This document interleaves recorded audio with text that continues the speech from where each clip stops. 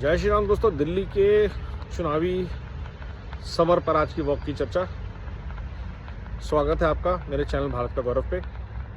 कल राहुल गांधी जी ने भी केजरीवाल जी को दलित, पिछड़ा और अल्पसंख्यक विरोधी करार दे दिया।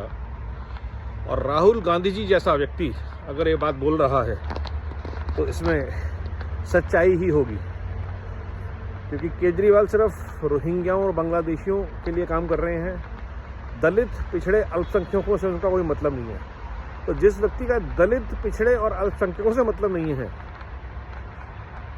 जो उनकी जनगणना नहीं करवा पा रहा, ऐसा व्यक्ति समाज के किसी और तबके के लिए अच्छा काम कर रहा हो, ऐसा संभव ही नहीं है।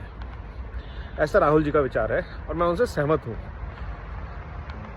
यद्यपि मैं राहुल जी का धुर विरोधी हूँ, बट दिल्ली के चुनावों के संदर्भ में मुझे लगता है राहुल गांधी का ये बयान कि केजरीवाल जी दलित, पिछड़े और अल्पसंख्यकों के विरोधी हैं, इसलिए जनसंख्या नहीं गणना नहीं करवा रहे यहाँ पर, ये बहुत ही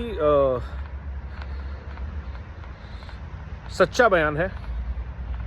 और दिल्ली को इसका संज्ञान लेना चाहिए और कम से कम केजरीवाल जी के पक्ष में तो वोट नहीं करना चाहिए। तो बिटवीन केजरीवाल एंड कांग्रेस अगर दिल्ली को कुछ चुनना है तो आप कांग्रेस को चुनिए। तो जो कांग्रेस का वोट बैंक है वो कांग्रेस के पास वापस जाना चाहिए। हाँ, जो लोग दिल्ली में जाति, धर्म, इन चीज़ों से ऊपर उठ के, क्षेत्र की राजनीति से ऊपर उठ के कुछ काम देखना चाहते हैं, उनके लिए तो भाजपा है ही है। आपको अगर यूपी और हरियाणा जैसा विकास चाहिए, गुड गवर्नेंस चाहिए, भ्रष्टाचार के ऊपर लगाम चाहिए, मुक्त तो नहीं हो सकते, ये हमारे देश की विडंबना है, बट कुछ हद तक चीज़ें कंट्रोल हो जाएं कि ऐसी लूट ना मचे कि पंजाब की गाड़ियों में शराब और पैसा बंटना शुरू हो जाए, तो उसके लिए आप भाजपा को चुन सकते हैं। क्योंकि हरियाणा, यूपी और दिल्ली एनसीआर को बनाते हैं, और दिल्ली में एक व्यक्ति बैठ के अगर यूपी और हरियाणा के लोगों को भला बुरा कहेगा तो उससे दिल्ली वालों का, दिल्ली के पिछड़ों का, दिल्ली के दलितों का जो अधिकतर यूपी बिहार से आते हैं, और दिल्ली के अल्पसंख्यकों का जो अधिकतर यूपी से आते हैं, भारतीय मुसलमानों की बात कर रहा हूँ मैं, भला तो नहीं हो पाएगा। तो दिल्ली को आज की डेट में या तो 2013 की स्थिति पे जाना पड़ेगा जब शीला दीक्षित की सरकार थी, और या उससे पहले मदन लाल खुराना जी की सरकार वाला और साहेब सिंह वर्मा जी की सरकार वाला काम पे जाना पड़ेगा। और इन दोनों के ही चिराग हरीश खुराना जी और परवेश वर्मा जी युद्धभूमि में हैं, उनको आप वोट कर सकते हैं। दिल्ली के पास कपिल मिश्रा जैसे विकल्प भी हैं, आप उनको भी चूज़ कर सकते हैं। तरविंदर सिंह बारवा जैसे, अरविंदर सिंह लवली जैसे अच्छे नेता जो दिल्ली की ज़मीन से जुड़े हुए हैं, उनको आप चुन सकते हैं। मनजिंदर सिंह सिरसा जैसे लोग हैं। तो भाजपा के पास अच्छे नेता, अच्छी नीति और अच्छी नीयत, तीनों का कॉम्बिनेशन है। केजरीवाल के पास अब सिर्फ अपना नाम रह गया, पार्टी भी नहीं रही, कैंडिडेट भी नहीं रहे, चोर उचक्के, छोटी छोटी दलालियां खाने वाले लोग, टिकट ब्लैक ही रह गए हैं। और कांग्रेस के पास कुछ नेता, कांग्रेस के पास भी अच्छे हैं, जैसे अभिषेक दत्त हैं, इनको आप ज़रूर चुनिए।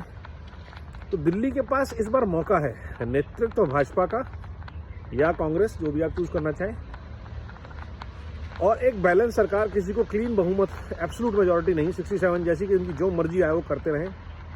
स्कूलों में जहाँ कोटा स्टोन लगने थे वहाँ ग्रेनाइट लगवाए जाए, अच्छे नए स्कूल नहीं बनाए।